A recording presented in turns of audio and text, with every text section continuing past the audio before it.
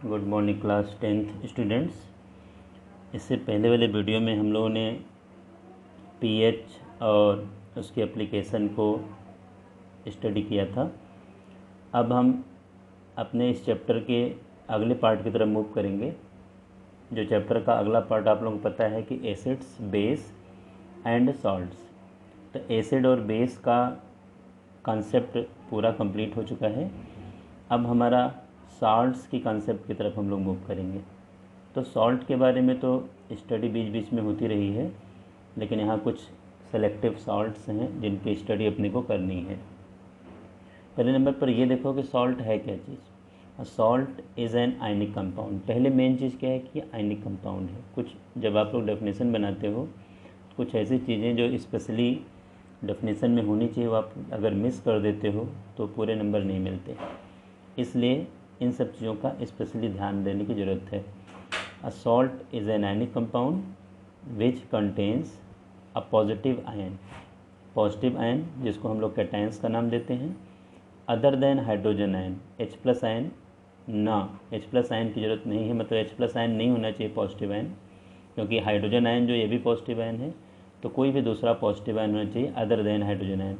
And a negative ion जिसको anion का नाम देते हो, other than hydroxyl ion, OH minus ion.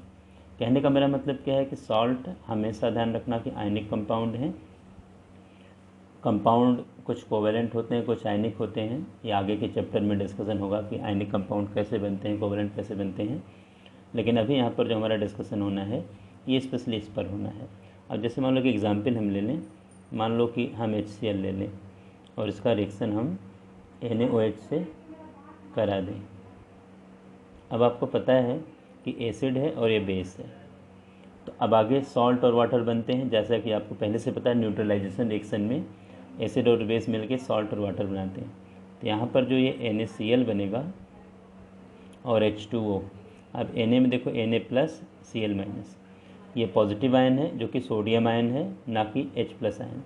और ये निगेटिव आयन जो कि क्लोराइड आयन है, ना कि OH माइनस आयन।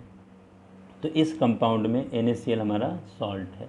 और भी हम एग्जाम्पल ले सकते हैं। मान लो कि हमने H2SO4 ले रखा है और इसका रिएक्शन हम किसी से भी करा सकते हैं। मान लो हमने CaOH whole twice calcium hydroxide से करा दिया है, क्योंकि आपको पता है कि सॉल्ट हमेशा एसिड और बेस के न्यूट्रलाइजेशन से बनते हैं। ये आपको पता होना चाहिए और आप पहले भी कई बार इसको पढ़ चुके हो।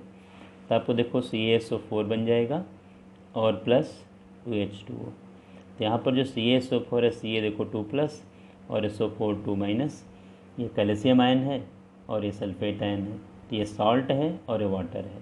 हमेशा सॉल्ट का फॉर्मेशन एसिड और बेस के न्यूट्रलाइजेशन से होता है, तो आप लोग हमेशा इसका ध्यान रखा करिए।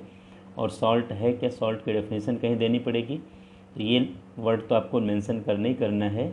A salt is ionic compound which contain a positive ion other than hydrogen ion and a negative ion other than hydroxyl ion. ये तो एक सिंपल सी बातें रही सॉल्ट की। इसके बाद देखो अगला स्टेप, हम कुछ बेसिक चीज़ें लेना चाहते हैं, क्योंकि कभी कभार 1 मार्क्स के क्वेश्चन ये लोग बना लेते हैं, जिसको हमें पता होता है तो पूरे 1 मार्क्स अपने को मिलते हैं। क्लासिफिकेशन ऑफ सॉल्ट्स में सबसे पहले देखो नॉर्मल सॉल्ट्स हैं। A normal salt is one which does not contain any ionisable और रिप्लेसेबल हाइड्रोजन आयन और hydroxyl ion in its molecule. जैसे ऊपर जितने दोनों एग्जाम्पल हैं, ये दोनों एग्जाम्पल नॉर्मल सॉल्ट्स के हैं। कैसे? क्योंकि इस सॉल्ट में ना तो रिप्लेसेबल H प्लस आयन है और ना तो रिप्लेसेबल OH माइनस आयन है। आप यूँ समझ लीजिए, एसिड और बेस के कंप्लीट न्यूट्रलाइजेशन से जो सॉल्ट बनता है वो नॉर्मल सॉल्ट होता है। एक आध एग्जाम्पल हम लोग और कर लेते हैं। अगर हम मान लो एसिड ले लेते हैं CH3COOH, एसिटिक एसिड है, और इसका रिएक्शन अगर हम कोई भी बेस ले लेते हैं, मान लो कि हम MgOH होल ट्वाइस ले लें, मैग्नीशियम हाइड्रोक्साइड से करा दें, और आपको पता है कि यहाँ पर देखो मैग्नीशियम एसीटेट बनेगा, right, CH3COO whole twice Mg plus 2H2O।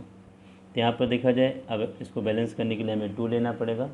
तो ये जो हमारे सामने CH3COO whole twice Mg magnesium acetate बना है, ये नॉर्मल सॉल्ट है, क्योंकि ना तो इस सॉल्ट के अंदर रिप्लेसेबल हाइड्रोजन आयन है और ना ही हाइड्रोक्सिल आयन है। तो ऐसे सॉल्ट को हम नॉर्मल सॉल्ट्स का नाम देते हैं। ज़्यादातर सॉल्ट हम लोग जो डिस्कस करते हैं या हम लोग जानते हैं, काफ़ी सॉल्ट हम लोग नॉर्मल सॉल्ट को ही जानते हैं या डिस्कस करते हैं। इसके बाद देखिए एसिडिक सॉल्ट की तरफ हम थोड़ा बढ़ना चाहेंगे। नाम ही है acidic salt. These salts formed by partial replacement of replaceable H+ ion of an acid by a metallic और electropositive ion are called acidic. मतलब इसमें जो किसी भी एसिड से जितने H+ आयन रिप्लेस हो सकते हैं, अगर पूरे H+ आयन रिप्लेस हो गए तब तो हमें नॉर्मल सॉल्ट मिल जाएगा। अगर पूरे H+ आयन रिप्लेस नहीं हुए तो हमें एसिडिक सॉल्ट मिलेगा। अब जैसे मान लिया जाए कि हम अगर H2SO4 ले लें और इसका रिएक्शन हम NaOH से करा दें। आपको पता होना चाहिए कि H2SO4 के अंदर जो रिप्लेसेबल हाइड्रोजन है इसका नंबर 2 है। चूँकि आपने NaOH को सिंगल मॉलिक्यूल लिया है इसलिए एक H+ इसका हटेगा।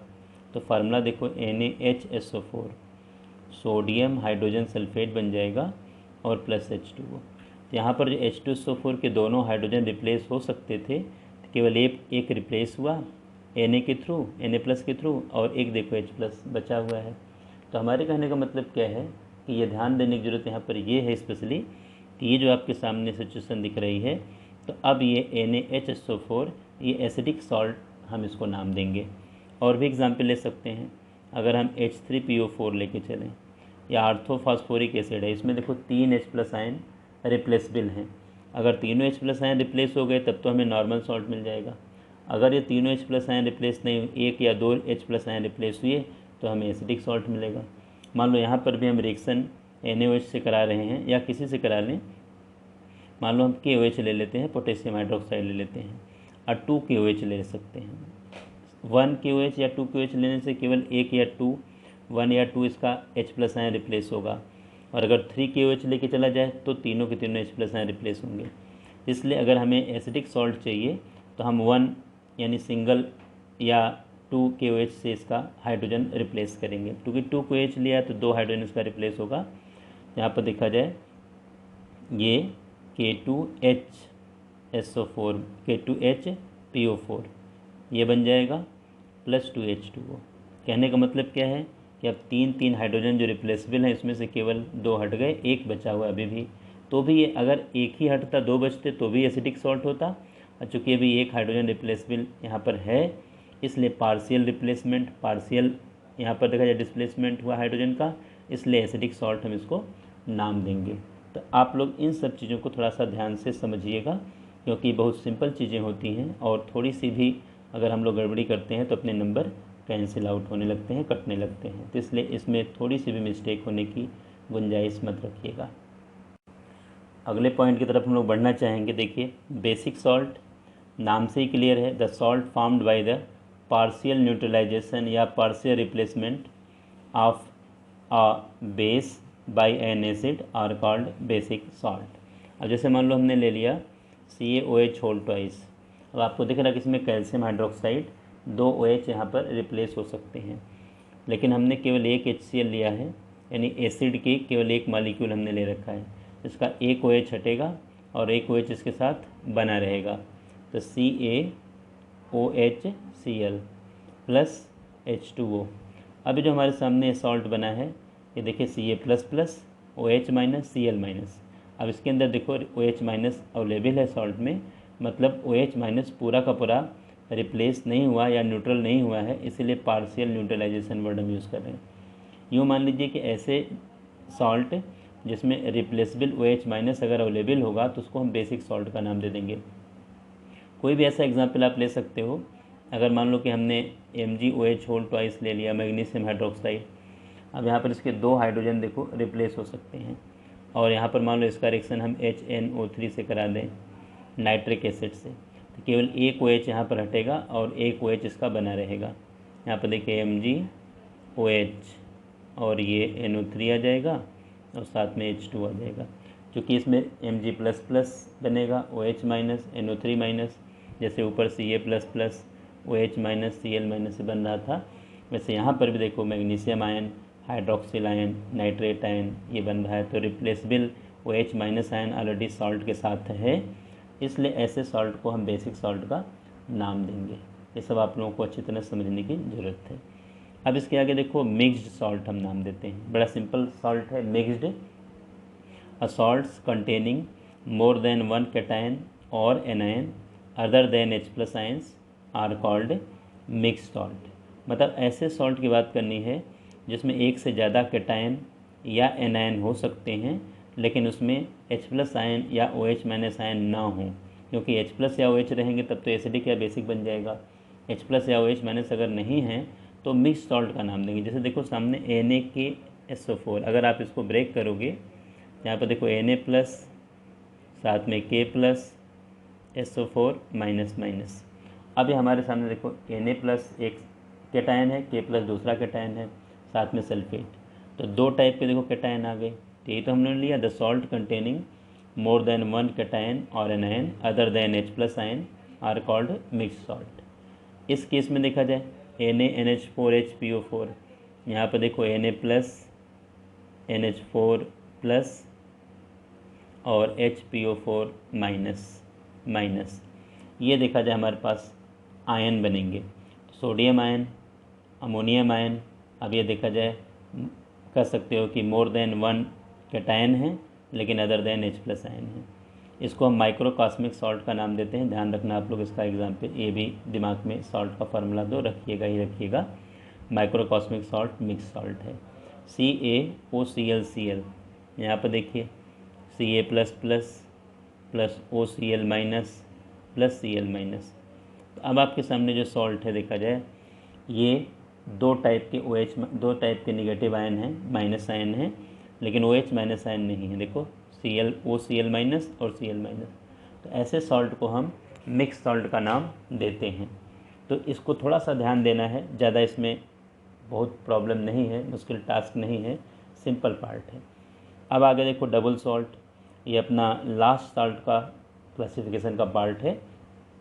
ये ऐसे सॉल्ट हैं, these salt are formed from two simple salt. ध्यान देना, ऐसे सॉल्ट का फॉर्मेशन हम लोग दो सिंपल सॉल्ट के मिलाने से बनते हैं, इसका हमेशा ध्यान रखना है। Two simple salt in their equimolar proportions when they are slowly crystallises out from a mixture of their saturated salt solution. पहले दोनों सिंपल सॉल्ट को हम एक में मिलाते हैं, उसको इक्विमोलर रेशियो में, फिर उनको हम स्ट्रांगली हीट करके सेचुरेटेड सोल्यूशन बनाते हैं और फिर हम कूल होने के लिए रखते हैं। जब इनको कूल होने के लिए रखते हैं तो सॉल्ट क्रिस्टल के फॉर्म में उस पूरे सोल्यूशन से बाहर होता है और अपने को डबल सॉल्ट मिलता है। जिसमें ध्यान देना है, इसमें क्या करना है, देखो कई 2-3 एग्जाम्पल मैंने यहाँ पर ले रखा है जो कि डबल सॉल्ट हैं, जैसे FeSO4, NH4 इंटू 6H2O। कभी कभी इन सब सॉल्ट के फार्मूले भी अपने काम के हो सकते हैं, इसलिए मैंने 2-3 एग्जाम्पल ले रखा है। आप लोग डबल सॉल्ट का एग्जाम्पल भी अच्छी तरह से करना ज़रूर।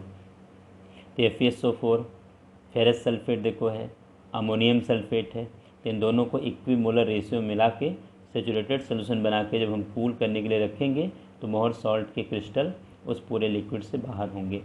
क्रिस्टलाइजेशन प्रोसेस जो आप लोग लोअर क्लास में पढ़ चुके हो, उसी से हम लोग डबल सॉल्ट को बनाते हैं। K2SO4 Fe2SO4 whole thrice into 24H2O, ferric alum हम नाम देते हैं। पोटेशियम सल्फेट, फेरिक सल्फेट, इन दोनों को इक्विमोलर रेशियो में लेकर के सेचुरेटेड सोल्यूशन बना करके कूल होने के लिए रखते हैं, तो फेरिक एलम के क्रिस्टल सॉलिड फॉर्म में अलग होते हैं। पोटास एलम, जैसा कि आपको पता है घर में फिटकरी जो हम लोग नाम देते हैं, फिटकरी जो होती है वो उसी को हम लोग केमिस्ट्री में पोटास एलम का नाम देते हैं। सबने देखा होगा है, एक कलरलेस प्रोडक्ट है, ज़्यादातर घरों में लोग रखते हैं, इसकी कुछ ज़रूरतें भी होती हैं। तो इसका formula K2SO4 Al2SO4 whole thrice into 24H2O। कभी कभी ऐसे क्वेश्चन भी आते हैं कि इन सब सॉल्ट में जो है फिक्स नंबर में वाटर मालिक्यूल लगे हुए हैं, इनको हम वाटर ऑफ क्रिस्टलाइजेशन का नाम देते हैं। तो कभी कभी ये भी क्वेश्चन आपसे पूछा जा सकता है या कहीं पर आ सकता है कि इस पर्टिकुलर सॉल्ट का वाटर ऑफ क्रिस्टलाइजेशन मालिक्यूल का नंबर क्या है, तो आपको ये नंबर पता होना चाहिए, तब जा कर के आप राइट आंसर दे पाओगे।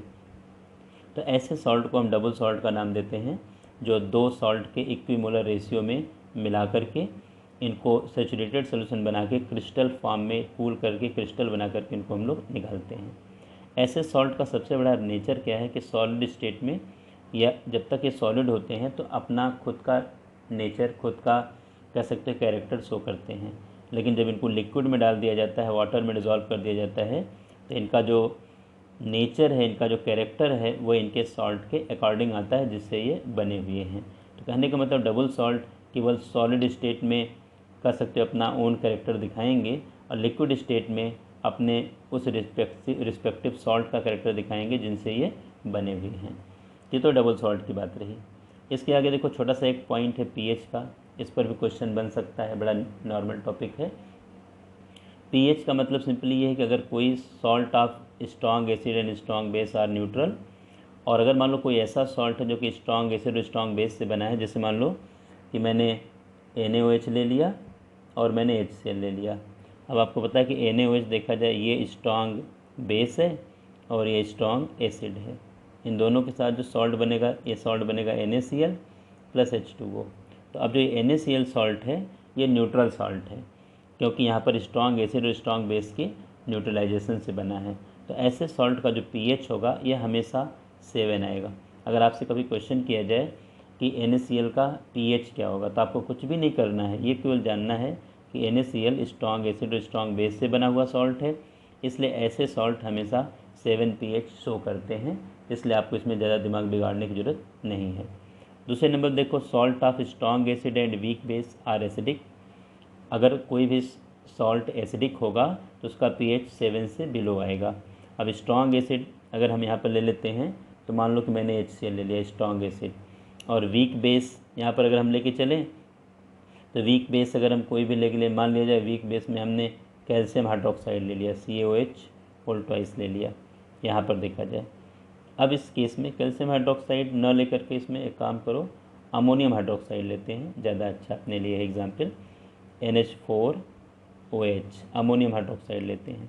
ये देखा जाए स्ट्रॉन्ग एसिड है और ये हमारा वीक बेस है, जिससे जो सॉल्ट बनेगा ये NH4Cl बनेगा प्लस H2O अमोनियम क्लोराइड ये बनेगा। अब जो अमोनियम क्लोराइड बना है तो ये स्ट्रॉन्ग एसिड और वीक बेस से बना हुआ सॉल्ट है। तो अगर ये कहा जाए कि अमोनियम क्लोराइड का एक्वस सोल्यूशन का पीएच क्या आएगा, तो पीएच हमेशा इसका लेस देन 7 आएगा, क्योंकि स्ट्रॉन्ग एसिड और वीक बेस से बना हुआ ये सॉल्ट है।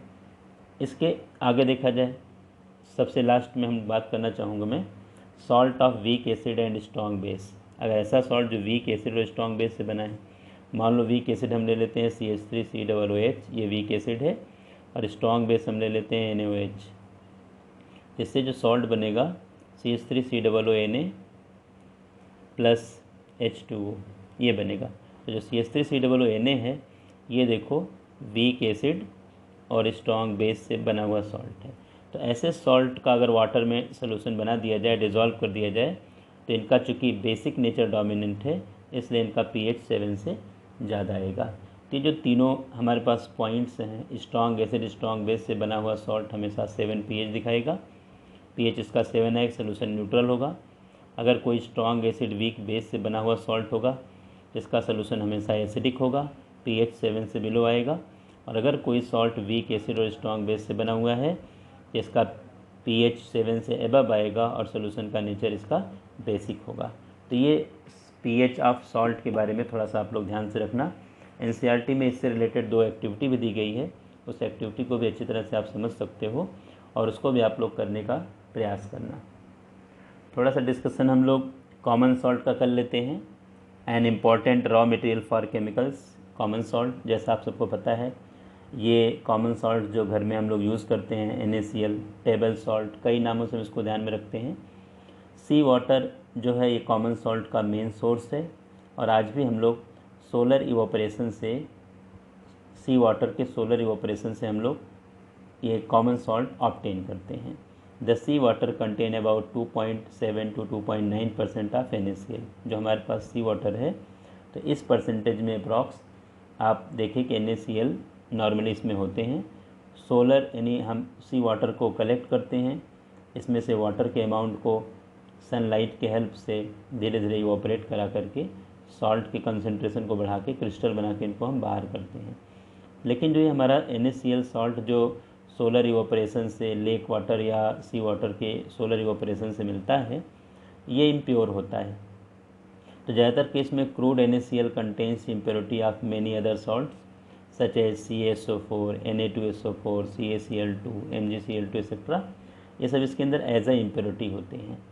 दूसरी बात देखा जाए, इसके अंदर काफ़ी चीज़ें ऐसी भी होती हैं जो हम खा नहीं सकते, इनटेक नहीं कर सकते, इसलिए क्रूड NaCl को पहले अच्छी तरह से फैक्ट्री में रिफ़ाइन किया जाता है। रिफ़ाइन करने के बाद उसमें सूटेबल अमाउंट आयोडीन का मिलाया जाता है, फिर पैकेट में पैक करके मार्केट में अपने को अवेलेबल करा दिया जाता है, यानी आप खाने के हिसाब से या उसको इनटेक करने के पर्पज़ के हिसाब से। ये जो इसके अंदर सॉल्ट की इम्प्योरिटी होती है, इसी वजह से हमारा जो कॉमन सॉल्ट होता है आसानी से मॉइस्चर एब्जॉर्ब करता है। अदरवाइज़ अगर इन सॉल्ट की इम्प्योरिटी ना रहे तो मॉइस्चर एब्जॉर्ब करने की टेंडेंसी NaCl की नहीं, मतलब NaCl का नेचर मॉइस्चर एब्जॉर्ब करने का नहीं है, बल्कि इसके अंदर अवेलेबल इम्प्योरिटी का नेचर मॉइस्चर एब्जॉर्ब करने का है। अब यहाँ पर हमने an important raw material for chemicals एक लाइन लिखा है, बड़े काम का पॉइंट है।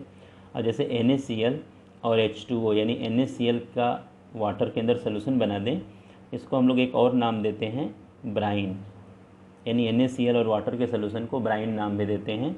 तो ब्राइन अगर कहा जाए तो मतलब NaCl और वाटर का सोल्यूशन है। इसकी अगर हम इलेक्ट्रोलिसिस कराते हैं इलेक्ट्रोलिटिक सेल के अंदर इसको डाल करके, तो देखो NaOH मिलता है, सोडियम हाइड्रोक्साइड, बहुत काम का मटेरियल है, क्लोरीन गैस मिलती है और हाइड्रोजन गैस मिलती है। तो हमारे कहने का मतलब जो हमने ये ले रखा an important raw material for chemicals, तो आप देख ही रहे हो कि NaCl का एक्वस सोल्यूशन जिसको ब्राइन नाम दिया गया है, इलेक्ट्रोलिसिस से NaOH मिला, क्लोरीन मिला, हाइड्रोजन मिला, ये सब हमारे पास केमिकल्स जिनकी हमें बहुत ज़्यादा ज़रूरत पड़ती है अलग अलग वर्क के लिए, ये हमारे पास देखो अवेलेबल हो गए।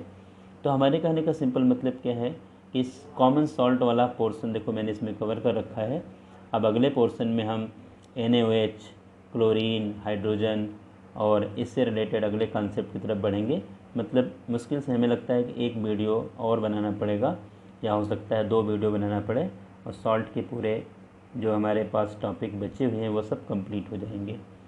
अगली लाइव क्लास जो आप लोगों की होनी है, इसमें आप लोग अपनी प्रॉब्लम्स कलेक्ट करना। फर्स्ट लाइव क्लास में आपकी पुराने जो हमने टॉपिक सब पढ़ा चुका हूँ मैं, फर्स्ट चैप्टर का हो या सेकंड चैप्टर का हो, उसकी प्रॉब्लम्स आप सबसे पहले डिस्कस कर लेना, उसके बाद हम क्लास को आगे कंटिन्यू करेंगे। इसलिए जो यानी फ्राइडे को अपनी लाइव क्लास है, उसके लिए आप लोग पहले से प्रिपेयर रहना, प्री प्लान्ड रहना, और अपनी प्रॉब्लम को करेक्ट करके कहीं पर पेपर पे नोट कर लेना, कॉपी में नोट कर लेना, टिक कर लेना, जैसे भी आप उसको आप मैनेज कर सकते हो करना। और सबसे पहले फर्स्ट लाइव क्लास में आपकी प्रॉब्लम का डिस्कशन होगा। अभी तक के जो टॉपिक कंप्लीट करा दिए गए हैं। Thank you.